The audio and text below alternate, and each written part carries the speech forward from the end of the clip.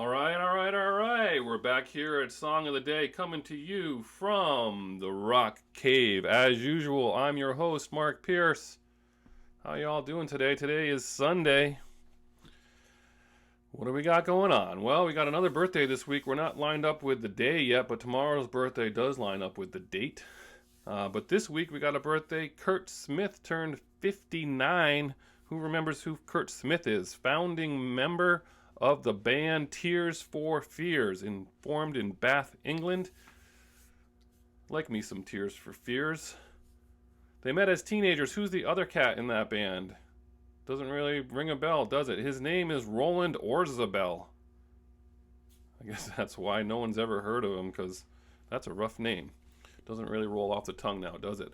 But they met as teenagers. They formed a band together. That band was called Graduate. It was a ska-influenced band, and it actually released one album in 1980, and it did all right in England. It did all right. But that was the only album they released under that moniker. Then they started working as band session members for a band called Neon. They did that for a little bit. Then Neon broke up, and two of those guys, when they left, formed the band Naked Eyes. Remember Naked Eyes? Always something there to remind me. Promises, promises. And then these two formed Tears for Fears. They put out their first album in 1983, The Hurting. That's right when I was being raised by some VJs, right?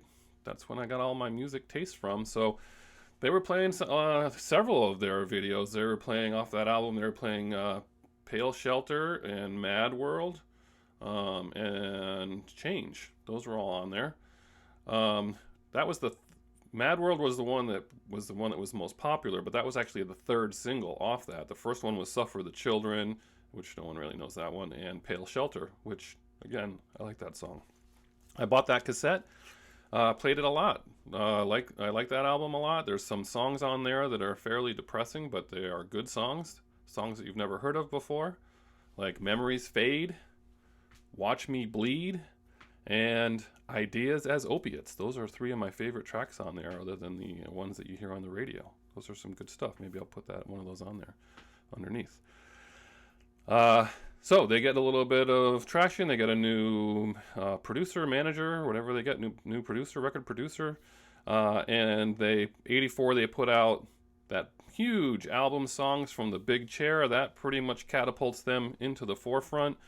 That song, Shout, basically took over the whole world. It went up to near the tops of the charts and top of the charts all over the world. And that had Mother's Talk on it, Everybody Wants to Rule the World, and Head Over Heels. The two number one songs in the United States were Shout and Everybody Wants to Rule the World, and Head Over Heels went to number 3.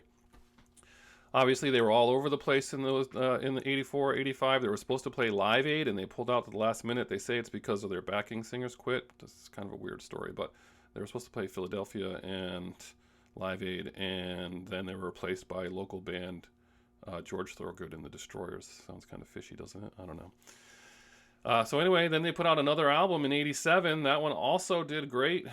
Seeds of Love. That produced a hit, Sowing the Seeds of Love. If you haven't listened to that song lately, I hate to point out the obvious if you think of that song, but basically you hear the first notes and lyrics of that song, the voice, and that is clearly a Beatles song. It absolutely is an early 60s Beatles song. I mean, you say to yourself, that's the Beatles. And then they get into their chorus and it sounds like Tears for Fears.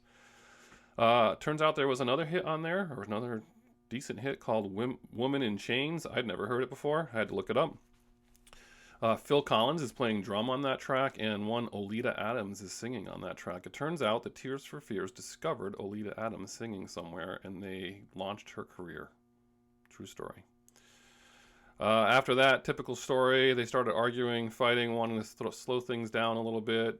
There was a divorce with one of them, and then the manager was convicted of fraud and filed for bankruptcy. So they disbanded in 91. And they reformed in 2000, and they have since been touring periodically with ever since you've been able to go see them. Curt Smith has 2 daughters. He put out a COVID video recently with one of them doing the song Mad World on acoustic guitar. I'll put that down below in the comments. I thought that one was pretty good. So what am I going to do for Song of the Day? A lot of choices, right? But if you say to me, Mark, what is your favorite Tears for Fears song? This song is by far my favorite song, and it wasn't always that way, but since this movie came out, it is launched into pole position for me. The movie is Donnie Darko. Thank you, Caroline. But if you haven't seen Donnie Darko, you got to watch that. That's why you'd have to. I'm going to post this video because and you don't know what's happening in the movie. It won't make a whole lot of sense. But once Donnie Darko came out, I was reminded what a great song this is, and the song just fits perfectly in the movie. So I just absolutely love Head Over Heels. Great song. When I hear this song nowadays, I just turn it up, and it's an awesome song. So that's what we're going to post. We're doing Song of the Day, Head Over Heels from Donnie Darko. I'll throw some other tracks underneath there as usual, but that's going to be it. Enjoy your Sunday. It's Tears for Fears. And as usual, we'll see you on the flip side.